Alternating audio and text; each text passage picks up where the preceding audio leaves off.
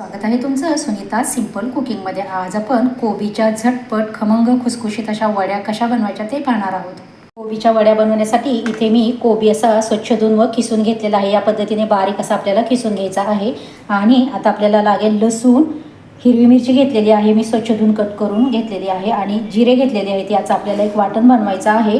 आणि इथे बेसन पीठ घेतलेलं आहे, थोडंसं तांदळाचं पीठ घेतलेलं आहे अर्धी वाटी, आणि पाव वाटी इथे छोट्या वाटीने मी ज्वारीचं पीठ देखील घेतलेलं आहे।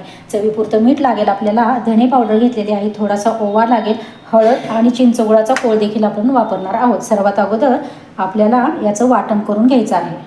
आपलं लसूण मिरची वाटून झालेली आहे। आता आपण यामध्ये पिठं घालून घ्यायचे आहेत। सुरुवातीला आपण बेसन पीठ घालूयात। अर्धी वाटीच मी बेसन पीठ घातलेलं आहे, आणि इथे अर्धी वाटी मी तांदळाचं पीठ घेतलेलं आहे ते घालूयात आपण। साधारणतः पाव वाटी घातलेलं आहे, आणि इथे ज्वारीचं पीठ देखील अगदी थोडंसं आपण यामध्ये घालून घ्यायचं आहे। ही तिन्ही पीठ आपण घातलेली आहेत। यामध्ये आता हा मिरचीचा ठेचा आहे तो घालून घ्यायचा आहे। तिखट कितपत हवा आहे त्यानुसार तुम्ही हा ठेचा घालून घ्या। मिरचीचा ठेचा घालून झालेला आहे। इथे आता धना पावडर घेतलेली आहे ती आपण यामध्ये घालून घ्यायची आहे। एक मोठा चमचा घेतलेली आहे ती घातलेली आहे। हळद लागेल आपल्याला, हळद थोडीशी घालून घ्यायची आहे। छोटा चमचा घेतलेली आहे ती घालून घेऊयात। ओवा आहे, ओवा आपण अगदी हातावरशी थोडासा आपण एक छोटा चमचा ओवा घेतलेला आहे तो देखील आपण हातावरती असा व्यवस्थित चोळून यामध्ये घालून घ्यायचा आहे। आणि थोडासा लिंबूचा रस घाला, किंवा मग मी इथे चिंचगुळाचा कोळ आहे माझ्याकडे बनवलेला चटणी अशी ती घालून घेणार आहे। त्यामुळे टेस्ट अशी खूपच छान लागते। इथे एक चमचाभर मी घालणार आहे। आपल्या वड्या छान अशा चटकदार तयार व्हाव्यात त्यासाठी इथे मी हे घातलेलं आहे। ऑप्शनल आहे, हवं असेल तर घाला, नाहीतर नाही घातलं तरी देखील चालेल। आता चवीपुरतं आपल्याला यामध्ये मीठ देखील घालून घ्यायचं आहे। चवीपुरतं मीठ घालून घ्या। आणि हे सर्व साहित्य मिक्स करायच्या अगोदर आपण ज्या भांड्यामध्ये करणार आहे मी इथे चाळणीवरती ठेवणार आहे, तर त्यासाठी चाळणीला अगोदर आपण थोडंसं तेल लावून घेऊयात या पद्धतीने सर्वत्र असं। आणि इकडे गॅसवरती मी एक भांडं ठेवलेलं आहे, त्यामध्ये पाणी ठेवलेलं आहे, आणि एक लिंबू टाकलेला आहे, लिंबूचा तुकडा। आता त्यावरती मी हे चाळण ठेवून घेणार आहे। आणि आता हे सर्व साहित्य आपल्याला व्यवस्थित असं मिक्स करून घ्यायचं आहे। हे आपलं सर्व व्यवस्थित मिक्स झालेलं आहे। पाहू शकता इथे अजिबात पाण्याचा वापर करायचा नाही। कोबीला मूळचं आमचंच खूप पाणी असतं, त्यामुळे पाणी टाकायची काहीच गरज नाही। उलट हे जरा थोडंसं पातळ वाटतंय मला, त्यासाठी मी इथे पुन्हा हे थोडंसं तांदळाचं पीठ शिल्लक राहिलेलं आहे ते घालून घेते। आणि थोडंसं अगदी बेसन पीठ मी एक वाटी घेतलं होतं, त्यात थोडंसं आता घातलेलं आहे, आणि एवढं बेसन आपलं शिल्लक राहिलेलं आहे।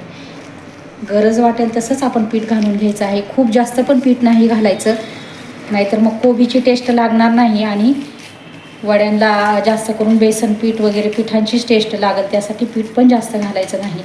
आता इथे आपलं या पद्धतीचं असं मिश्रण बनवून तयार झालेलं आहे।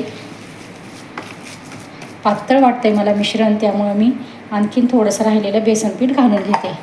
आता हे पीठ व्यवस्थित असं आपण मिक्स करून घेऊयात। आपले पीठ छान असे तयार झालेले आहे। अगदी तेलाचा थोडासा हात घ्यायचा आहे आपल्याला, आणि हे पीठ आपण असं चाळणीवरती आपल्याला थापून घ्यायचं आहे।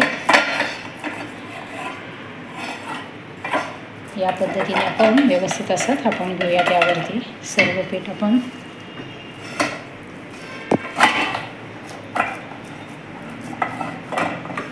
पूर्ण असं व्यवस्थित आपल्याला हे थापून घ्यायचं आहे। या पद्धतीने आपले पूर्ण मिश्रण व्यवस्थित असं थापून झालेलं आहे। पाहू शकता इथे तुम्ही, या पद्धतीने आपल्याला थापून घ्यायचं आहे।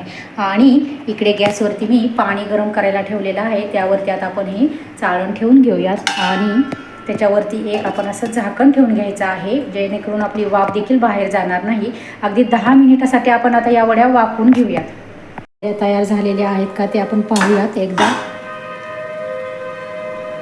व्यवस्थित असं आपलं हे मिश्रण शिजलेलं आहे, वाफवून झालेलं आहे। एकदा सुरीच्या सहाय्याने आपण चेक करूयात। सुरी अगदी क्लीन आलेली आहे, पाहू शकता इथे तुम्ही, अजिबात चिकटलेलं नाही आहे।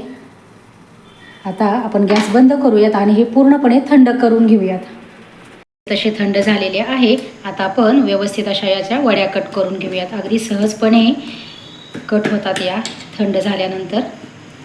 तुम्हाला पाहिजे त्या आकाराच्या लहान मोठ्या साईजच्या जशा पाहिजे आहेत तशा तुम्ही त्या कट करून घेऊ शकता। आता या पद्धतीने मी ह्या व्यवस्थित अशा कट करून घेते, आणि काढून घेते. त्या व्यवस्थित अशा कट करून झालेल्या आहेत. आता अशा ह्या कडा अशा मोकळ्या करून घ्यायच्या आहेत, म्हणजे अगदी वड्या सहजपणे आपल्या अशा निघतात त्या. आता या पद्धतीने आपण हे व्यवस्थित अशा वड्या आपल्या काढून घेऊयात. हे पहा, आपली वडी किती छान अशी बनवून तयार झालेली आहे. इथे पाहू शकताय तुम्ही. आता आपण ह्या वड्या पूर्ण व्यवस्थित अशा थंड झालेल्या आहेत. आता आपण तळून घेऊयात. तुम्हाला जर शॅलो फ्राय करायच्या असतील तर तुम्ही तव्यावरती तेल घालून तसं देखील करू शकताय, पण मी आज ह्या वड्या तळून दाखवणार आहे. तेल आपलं हलकंसं गरम झालेलं आहे. त्यामध्ये आता आपण ही एक एक वडी करून सोडून घेऊया आणि दोन्हीही साईडनं आपल्याला छान अशा या तळून घ्यायच्या आहेत. मीडियम गॅसवरती या आपल्या हलकासा सोनेरी रंग येईपर्यंत ह्या वड्या छान अशा आपल्याला तळून घ्यायच्या आहेत. आणि आता आपण ह्या तळून झालेल्या आहेत एका प्लेटमध्ये मी काढून घेते. वड्या आपल्या अगदी थोड्याशा तेलावरती देखील मी बनवून दाखवणार आहे. अगदी खूप थोडंसं तेल घेतलेलं आहे इथे मी. त्यामध्ये आता आपल्याला मोहरी घालायची आहे. थोडीशी मोहरी घालूया. सोबतच थोडेसे जिरे देखील आपण घालून घ्यायचे आहेत.